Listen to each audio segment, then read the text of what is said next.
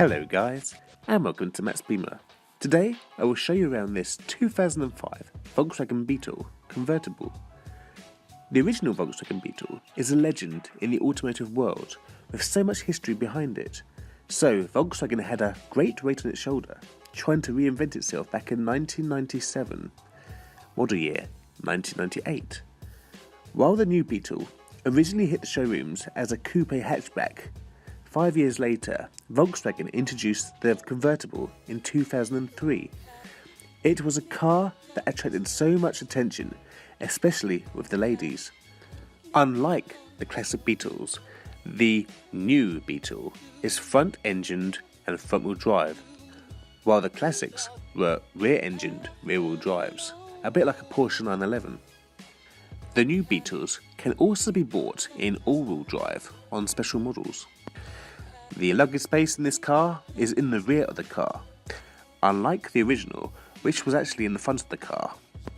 The new Beetle is based on the Volkswagen Group's A4 PQ34 chassis, which was also used on the original Audi A3 and the Audi TT, along with a few of the Seats from that generation, some of the Skodas like the Octavia and the Mark IV Golf, and not forgetting the Volkswagen Bora. Anyway, this car here belongs to a good friend of mine, so cheers Martin for letting me borrow this car. This Golf is a 2005 new Beetle convertible fitted with the 1.6 4-cylinder engine. This one here is finished in the wonderful sundown orange, which is a solid colour and cost a few extra pounds to have back in the day. Starting at the front of this retro style car, we have the short curvaceous bonnet, which houses the 1.6 engine. The front bonnet is simple in design, with a massive Volkswagen logo, which sits proudly on the front. Each side we have the cute headlights, which give the car more character. These headlights are the standard halogen bulbs.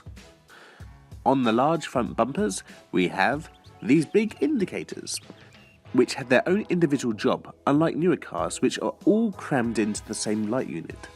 To the right of the left indicator, we have the tow and eye cover, should your little bug break down. This car has front fog lights, which are nicely styled into the black and red lower grille. This option is included into the winter pack. The black plastic has a crosshatch design to it. You can see where the stones have penetrated through this, making a few extra holes, though I would imagine they're simple to replace. I like the way the big curvy arches, the bonnet and the bumper blend into one another, which gives it a very unique look. The bonnet is wide at the top and narrow at the bottom. The wipers are of the old school design, but due to the winter package, the windscreen washers are heated. The washers are also located down below the level of the bonnet to give it a nice, clean, smooth look. This is the automatic windscreen wiper sensor. Back in the day, Volkswagen and other manufacturers jumped onto the fashion train of having the indicators built into the rearview mirror. I believe Mercedes started this trend. The mirrors are also heated and electronically controlled. They are also colour coded, but as you can see, the actual base is in black, which helps break up the sea of red. There is also a line going down the mirror, which separates the magnifying zone, which helps you with the blind spot. Along the top of the doors, from the ring mirrors around to the back of the car, is a chrome strip. The alloy wheels in this car are wrapped in the 205/50 R16 tyres. The front suspension is independent with McPherson struts and coil springs. The car has ABS and the front discs are vented. Side skirts on this car are quite wide, but not as wide as the arches. The car is 4,129mm long, 1,721mm wide, 1,502mm in height, and has a road clearance of 130mm. The door handles in this car are quite simple, like the ones on the Golf or Polo. Just pull to open. There is also a key slot to open the door if the battery is flat. The rear arches are also wide, just like the original one. The wheels on the back are the same as the ones on the front, and the rear suspension is also independent with coil springs. though the rear brakes are solid discs. I really like that the filler cap is built into the rear wheel arch. You need to pull the lever inside the car to open it. On the fuel door, you have the recommended fuel type and the recommended tyre pressures. There is also a rubber flap over the cap to protect the paintwork. Press the door back in to close it. The rear on this car looks like a baby's push pram. Well, like the one I used to have anyway. You know, the ones with the big massive wire wheels. Some people really dislike the way the roof is stored on the back of this car. There is a rollover system behind the rear headrests. If the car detects it's going to roll, the rollover bars will fire up into the air to protect your head from getting squashed. On the small rear boot lid is another big Volkswagen logo. The rear taillights are big, round and clear, though with this lighting it is hard to see. In the rear curvy bumper there is a cutout, which houses the rear number plate. Each side of the number plate is a number plate bulb. Also in the rear bumper are 4 ultrasonic sensors, which tell you how far you are away from the object you are reversing near to. The faster the beeps, the closer you are. The light on the bottom left hand side of the rear bumper is the reverse light, and on the other side is the rear fog light. Just below the fog light is the rear towing eye. Let's quickly put the roof up and have a quick look. The soft top roof on this car is obviously material. This means the roof can be put up and down a lot faster. It is also easier to fix and a lot lighter. It also has many layers of material, which means the interior is kept warmer and also makes the interior a lot quieter. The rear window in this car is heated, which is much better than the old plastic windows you used to get. Let's have a look inside the car. This is a typical Volkswagen key from this specific era. It is a switchblade type, though this one here has an aftermarket orange rubber case in it. Unlock, boot release, and lock. When you pull the door handle, the window goes down slightly to clear the roof, as the door has no frame to it.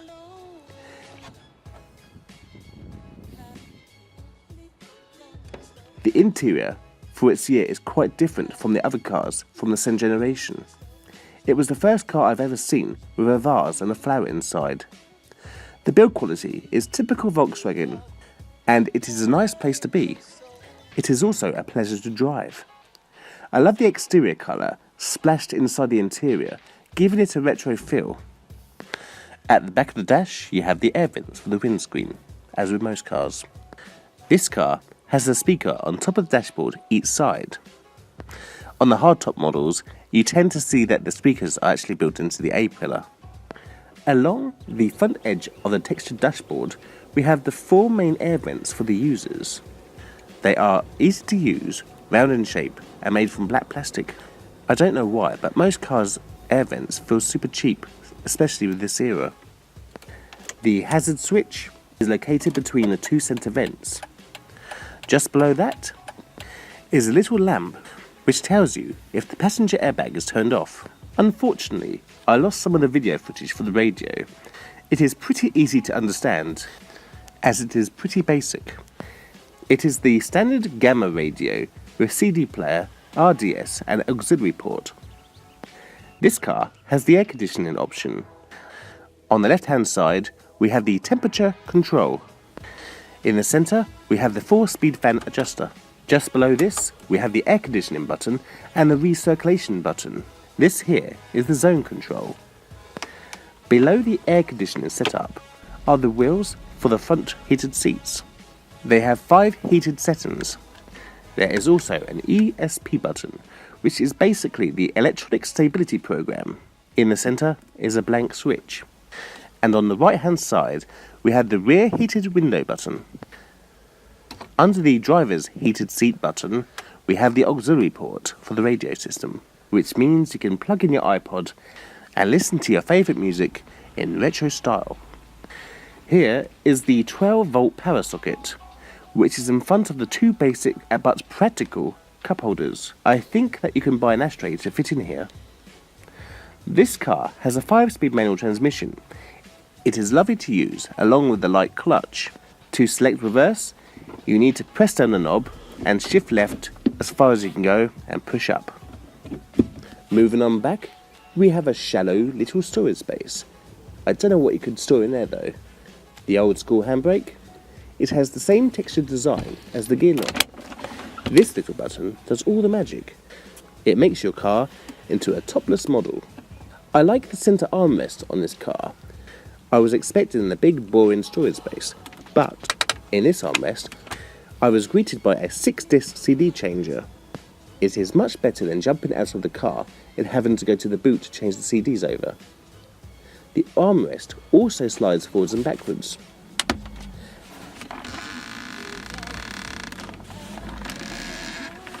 Back to the dashboard.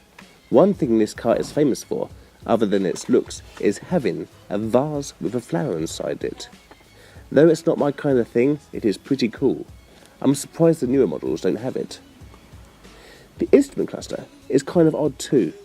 The top gauge is the speedo, which reads in miles per hour and kilometers per hour. Just below that, in the centre, is the mileage display. The small gauge on the left is the fuel gauge, and the other is the rev counter. The little black knob resets the trip mileage. The stalk on the left hand side controls the indicators and main beams. The stalk on the right hand side controls the wipers. The ignition is the old key system. Under the steering column is the steering wheel adjustment, as shown. You just pull the lever down, and you can move the wheel backwards, forwards or up and down. Push the lever back up to lock it into place. The power steering on this car is the fluid type system, and the wheel is wrapped in a perforated material, and it has a 3-spoke design, which are each highlighted in an alloy plastic trim. The horn is located in the centre, along with the airbags. To the right of the wheel, we have 2 little scroll wheels. The one on the left hand side controls the brightness of the dash lights, and the one on the right hand side controls the angle of the headlight beams. To the right of that is the main light control.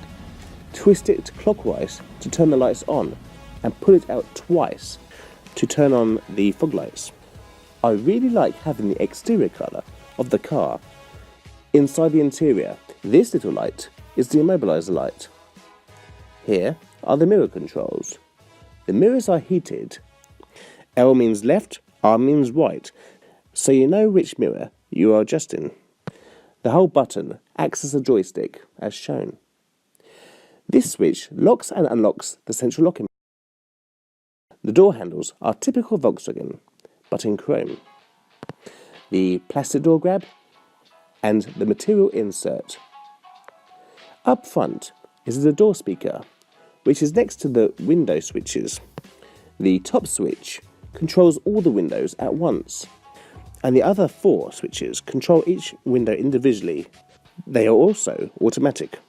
Here is a little ledge to rest your arm. The very small storage space. Here is the boot release, along with fuel cap release. This lock is to lock the storage compartment when the roof is down. There is also a red light which lets others know your door is open at night. The door seal is nothing special, just a black piece of plastic. This moves the seat forwards and backwards. The side lever adjusts the height, and the side wheel adjusts the backrest. The passenger's door is a bit plainer than the driver's door, but that doesn't matter because you get a grab handle, which is great if your driver cannot drive properly. The passenger also gets an airbag. The glove box on this car is lockable too, though it is quite small. There is a little key slot inside to turn the airbag on and off for the passenger. You also get a little lamp inside too. Looking down the side of the front seat, you will see that you have a lever which helps you to get into the back seats. You will also notice that this car has side airbags.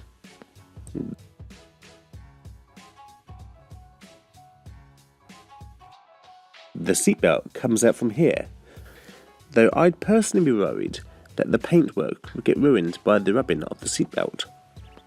In the back of the car, you can see that there's a rear wind deflector, which is a Volkswagen option. It can be folded down too. My friend is just dropping down the hood to remove it for me. It is removed by compressing this trigger as shown. It can also be folded in half so it fits nicely into the little boot. It was quite hard to film in the back of the car. Each rear passenger gets a pocket in the centre between the two rear seats as a lockable ski hatch style hole.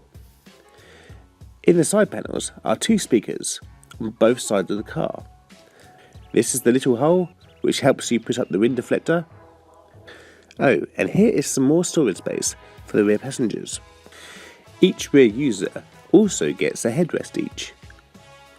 The rear legroom is a bit tight, but okay, and the headroom with the roof up is bit tight on this one. The central ashtray or mini storage door on this car is missing.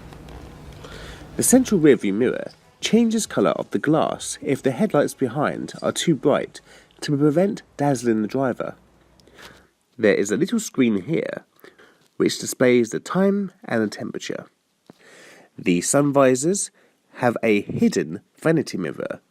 If you slide the cover open, it turns on the vanity light.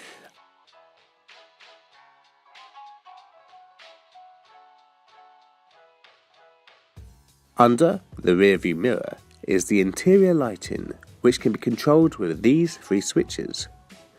This handle here locks down or releases the roof.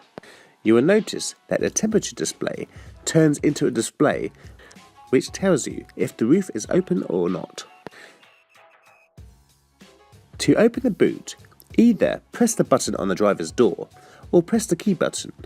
The boot will pop open. As you can see, the boot is pretty small along with its opening.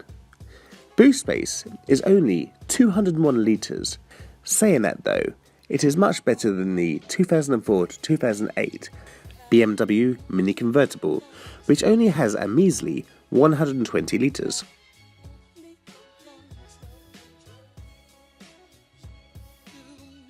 Under the floor in the boot is the spare wheel with the toolkit and jack. Up on the boot door though is where the warning triangle should be. Let's open up the bonnet.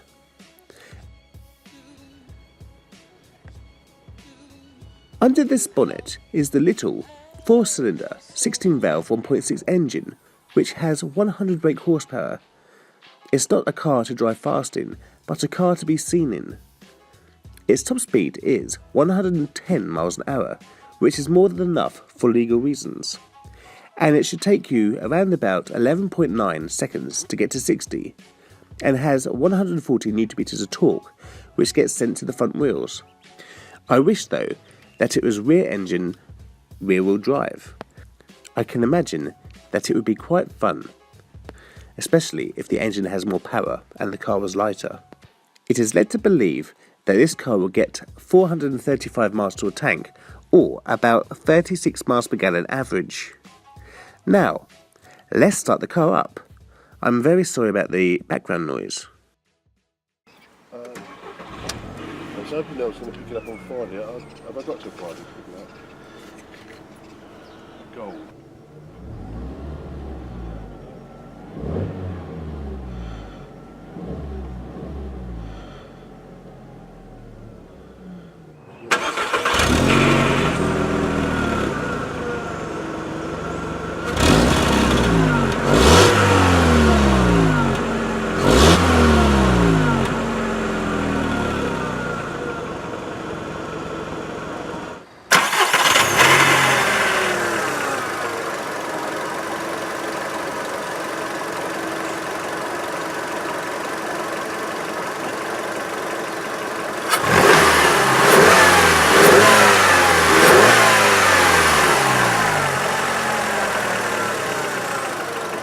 Thank you so much for watching this video.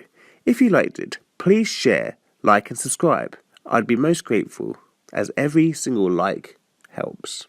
The next in-depth tour should be a second generation Mitsubishi Pajero 2.8 diesel, which I filmed in Cyprus a few weeks ago.